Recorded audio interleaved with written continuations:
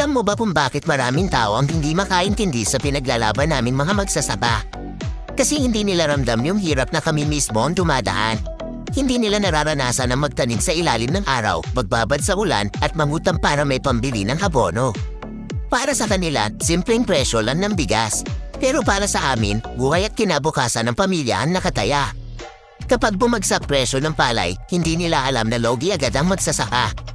At kahit mahal ang bigas sa palengke, hindi kami ang nakikinabang. Kaya minsan iniisip ko, hindi ba mas madali talagang manahimik? Pero hindi Kailangan naming magsalita. Kasi kung kami mismo na magsasaka ang tatahimik, sino pa ang lalaban para sa amin?